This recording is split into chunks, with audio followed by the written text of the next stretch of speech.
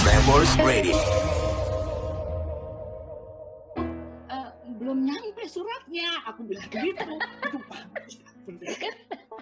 suratnya belum nyampe, aku bilang gitu. Terus dia bilang, wah saya kirimnya udah minggu lalu loh, gitu. Dia melakukan, oh gitu udah minggu lalu. Tapi nggak mau, udah terlanjur ngomong suratnya belum nyampe kan, gitu. Terus dia bilang ini, aduh mungkin ini ya kali ya, apa namanya, basah jadi. Mungkin kalau generasi sekarang nggak tahu deh itu namanya bis surat. Bis surat itu dia bilang, saya nggak ngirim ke kantor pos, saya lewat bis surat. Jadi yang di jalan tuh suka ada bis surat ya apa? Kita manggilnya dulu kotak pos gitu kan manggilnya. Tromol pos. Tromol pos ya. Soalnya saya ngirimnya dari situ pas hujan. Jadi saya takut basah mungkin nggak ke bawah. Aduh, langsung otakku ini bener-bener personal banget ini apa namanya pengalaman ini. Waduh, dia ngirim surat pakai hujan-hujan gitu kan. Tapi pada saat itu aku mikir, ya lagi musimnya kali gitu. Ya udah ya. Oke. Oh, enggak lah kalau memang udah masuk pasti dibawa sama tukang pos gitu. Mungkin aja belum nyampe. Pokoknya aku bertahan dengan kebohongan. Mungkin aja belum nyampe gitu. Terus dia diem. Halo, aku gitu. Sibuk gitu. Dia masukin bunyi koin kan kedengeran tuh. Dia di telepon umum rupanya. Telepon umum, betul. Kebayang nggak di telepon umum dia ngirim surat hujan-hujan gitu kan. Terus udah gitu tapi aku tetap namanya udah gengsi bohong ya bohong aja kan gitu. Iya nantilah kalau datang ya minggu depan saya siarin duluan. Nanti saya mintain lagu kesenangannya apa gitu. Dia diam aja. Halo. Aku bilang gitu. Terus dia bilang ini. Oh mungkin gini ya. Mungkin nggak sampai karena perangkonya kurang. Aku tuh blek rasanya ya. Aku tuh nggak dengar dia cuma 10, nggak tahu mungkin pada saat itu 100 dia ngirimnya 80 atau 25 dia ngirimnya 20, aku nggak tahu ya. Tapi rasanya blek gitu kayak ketimpa sesuatu gitu kan. Terus aku bilang, coba aja deh tunggu minggu depan, aku udah nggak bisa ngeles lagi. Rasanya udah gemeter ini nerima teleponnya, tapi itu bohong banget gitu kan.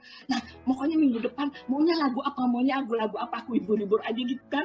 Hanya dia sebut lagu yang lain boleh nggak? Soalnya yang dia minta lagu cengeng. Ingat Prambors nggak pernah tuh zamannya muter lagu cengeng gitu kan? Mesti lagu model-model kayak Krisya gitu. Jadi kalau sayang nggak bakal diputer gitu kan. Lagu lain ada nggak? Dia sebut Krisya, alhamdulillah. Pas minggu depannya dia aku bacakan yang pertama. Terus sebagai permintaan maaf, aku nggak minta maaf sih, cuman aku bilang, oh iya ini pesenannya dari ini, Bang Ijal tolong dong puterin lagunya. Untung Rijal mau puterin lagu, padahal nggak ada di daftar lagu. Alhamdulillah. Jadi itu pengalaman bagaimana aku jadi punya gambaran bahwa seorang yang ngirim surat ke dona-dona itu prosesnya tuh bisa kayak gitu. Yang nggak pernah kita duga. Itu yang aku membuat jadi punya insight aku bahwa orang itu penggemar itu ternyata untuk berkirim surat aja itu usahanya udah luar biasa. Sejak itulah aku semua surat aku perlakukan luar biasa. Gak ada yang aku lewati, semuanya aku apresiasi. Gitu kira-kira cerita yang berkesan di dona-dona. Jadi gini Win, pertanyaannya adalah begini. Karena begitu menariknya cerita itu, siapakah laki-laki itu? Oh, bukan laki-laki, perempuan. Dona-dona nggak main laki-laki. Suratnya perempuan juga. Nggak tahu siapa. Yang sekarang nggak tahu orang yang ngirim. Ya lupa lah gitu. Tapi kalau nggak salah Isti apa-apalah gitu. Dia bilang rumahnya, saya di Jatinegara. Rumahnya dibilang begitu. Itu luar biasa tuh, benar-benar pengalaman yang orang tuh cuma mau nulis surat tapi segitunya ya. Dia pergi hujan, dia masukin ke bus surat. Terus dia ngaku ternyata perangkonya kurang, ternyata orang yang nulis surat tuh bisa jadi mungkin keterbatasan juga. Bener-bener deh, itu menghantam aku, bener-bener itu menghantam aku. Sejak itu aku nggak pernah memperlakukan surat meremehkan tuh nggak, selalu menaruh di tempat yang paling tinggi.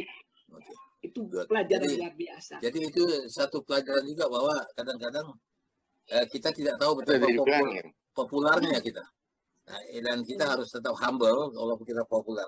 Nah, aku sebelum ke Vivi, aku boleh ke Tony ya. Ton, I know you have a trouble to talk, but please tolong ceritakan bagaimana Prambors. Ini kita punya senior juga nih. Tony pakai bahasa sandi aja, pakai bahasa sandi. Ya Ton? Gue kalau daftar di Prapos, daftar gue tuh panik sama Ibrat. Pokoknya gue tuh serius betul kelihatannya. Ibrat di bagian tipnya, panik tuh. Gue jadi David. Gue pikir, gue jadi ini bisa lulus kali. Tapi nanti di baru Prapos. Lain dari siaran.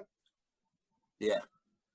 Ton, begini Ton. Aku tahu Tony agak susah ngobrol ya karena stroke ya beberapa lama, tapi bagus. Masih bisa ngomong dan masih bisa hadir di antara kita. Kita senang. Tony termasuk penyiar yang aku kagumi karena aku sendiri yang kami ini tidak bisa ngomong seperti Tony. Kalau Tony membawa top 10 atau Prambors Hit itu variety show ya kalau nggak salah. Itu ngomong dia habis jogging pada zaman itu pula habis jogging. Cepat sekali dia ngomong speednya dan tidak salah. Kita kalau ngomong cepat kan belepotan nih. Tony luar biasa. Nah jadi kalau orang bilang lu Tony Tomasoa itu termasuk bintangnya Prambors. Nah sekarang Ton, kalau lihat sekarang lebih kalem mungkin karena susah ngomong ya. Sorry itu aku juga tidak bisa begitu mengerti tadi yang Tony katakan, tapi di dalam hati Tony itu masih ada semangat. Dan kalau bisa siaran lagi, ayo deh kita siaran lagi. Kenapa rupanya? Karena bagi Tony ini berkomunikasi adalah satu hal yang paling penting dalam hidup kita. Tanpa berkomunikasi, kita bisa jadi gila. Jadi Ton, ada yang mau disampaikan lagi Ton? Ya guys, pokoknya Prapos oke. Gue coba berpikir gue dibesarkan di Prapos. Ya. Terima kasih banyak untuk Aceh. Ya. Aceh membantu gue. Lu masuk di situ kan bantu gue. Gue diabot. Gue bukan susah kena. Usaha gue nggak jalan. Usaha gue macet gue. Ya. Gue kira bukan hanya suara kan. Ini ada dokter sebelah lu nih. Dokter Nia nih. Barangkali bukan itu. Menemukan kata-kata untuk diucapkan yang susah ya barangkali. Ya, mesti latihan, banyak terapi. Udah Ton. Hebat loh Tony. Iya. Spiritnya soalnya. Iya. Dan ini yang bisa menyembuhkan loh Ton. Kumpul-kumpul begini kita ngomong lagi ketawa-ketawa ini bisa menyembuhkan. Yakin deh. Terima kasih. Ya. Oke, keren. Kita belum pisah, jangan cabut dulu. Kita masih ngomong lagi, dengarin kita ngomong nih. Ya, mumpung kita ini masih bisa ngomong, yang lain nggak bisa ngomong kali. Nah, oke. Vivi, ini juga pasukan cerewet nih. Bawel juga nih. Oke. Kalau gue sih diajak siaran sama Muhammad Nur. Gue lebih tampil duluan tuh di Cipta Lagu Prambors, nyanyi. Soalnya dulu ikut vokal grup kan, jadi ikut nyanyi di tim sama di apa sih yang kedua balai sidang ya? Ya, balai sidang. Iya, lomba Cipta Lagu Prambors. Udah gitu, kalau siaran dulu rasanya sendiri, lalu disuruh berdua sama Ida. Aku sama Ida siaran Dona-Dona. Udah gitu, yang konyol tuh kalau lagi Ida nggak ada atau lagi siaran sendiri, temen aku selalu datang, ini cowok si Ais Said, anaknya Ais. Udah gitu ngaco siarannya, tapi aku nggak ditegur loh sama bos-bos. Si Ais tuh ngaco, ngomongnya gak karuan, jadi ketawa sampai operatornya tuh matiin, nggak dimarahin tuh, heran tuh masih Ais. Mau ngomongnya ngaco, ada anak cowok-cowok lah, ngapain ngomong nggak nyambung. Terus yang aku ingat, aku ikut siaran tuh udah dari Borobudur 4 sama Borobudur 9. Kalau Borobudur 4 tuh tempatnya kan kecil, terus ada pohon beringin. Kalau aku mau pulang, itu sendal digantung di atas. Pokoknya nyari-nyari nggak ada jahil-jahil deh, cowok-cowok diumpetin lah segala macam. Itu pengalaman yang lucu. Kalau di Borobudur 9, itu siapa ntar kalau lagi siaran gitu, lagi putar lagu gitu, di belakang aku tuh ada yang masuk kasih gitu-gitu. Ya ampun, aku bilang ini gimana sih siarannya. Pokoknya happy deh gitu. Begitu ditambah sama pernah ikut main iklan sama Papam, iklan BASF walaupun cuma pemeran pembantu ya di toko kaset. Terus pernah juga bantuin rally rally di Ya, DKI, angkat bendera, gantian, Ya, bantuin. Tuh. Terus udah gitu, dapat apa lagi? Oh, kenangan yang nggak lupa juga, Prambors tuh kan jarang ngadain tour. Kita pernah ikut tour naik kapal ke Pulau Air sama ke Bali. Itu juga Pulau pengalaman Ondrus. Pulau Oh, Pulau Ondrus. Ondrus ya? Naik Ondrus, kapal perang Ondrus. itu kapal. Ya, Pulau Ondrus. Terus sama ke Bali. Ya, ke Bali terus dapat fans gitu deh, gitu. Sama yang terakhir dapat suami di Prambors siaran alat dan Dahsyat. cowok softball. Dahsyat. Itu yang paling berkesan. Iya. Ya, Luar biasa kalau itu. Iya.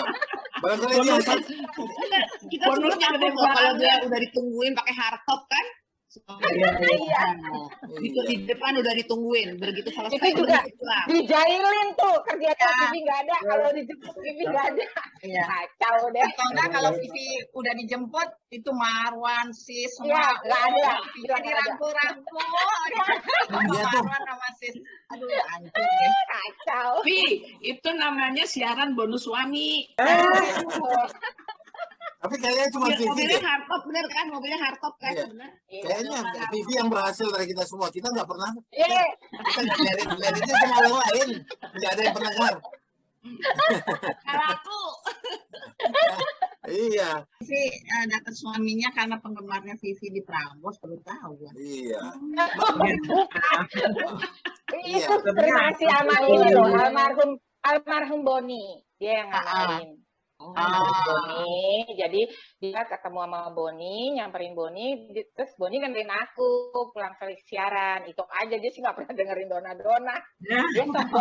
Dia softball Prambors juga, jadi iya. bukan karena penggemar. Oh, kirain. Tapi Vivi kejam. Aku pernah lihat tuh. Dia udah dijemput. Dia bukan suruh masuk pacarnya. Dia biarin di bawah pohon kena hujan. Tapi kok nggak disuruh masuk? Mobil Iya. enak aja lah. Kalau itu Iya, biar aja dia di situ kehujanan. jadinya nggak mau masuk. Sis, Iya. bukannya Vivi yang nggak nawarin, cowoknya yang nggak mau. Itu buat Iya, Oh. aku juga ingatnya itu. Benar. Enggak, siapa tahu yang hujan-hujanan cem-ceman. Oh ya lain. Ya, mungkin. Itu besar kemungkinan begitu. Oke, kita udah bicara masa lalu. Ya, pengalaman kita masing-masing masuk. Ini luar biasa. Kita melihat sekarang, kita ini udah di tahun 2021 ya. Apakah kita masih punya ketenaran seperti itu? Apa arti ketenaran bagi kita? Nah, kadang-kadang ketenaran bisa mengganggu tetapi bisa sangat menyenangkan. Ya, satu contoh misalnya, aku ini pernah mau minjam buku di library di Kedutaan Amerika. Sanggupkah kau mengganti? Sanggupkah kau memberi seberkas cahaya? Sanggupkah engkau lilin-lilin kecil? Sanggupkah kau berpijak? Prambors Radio.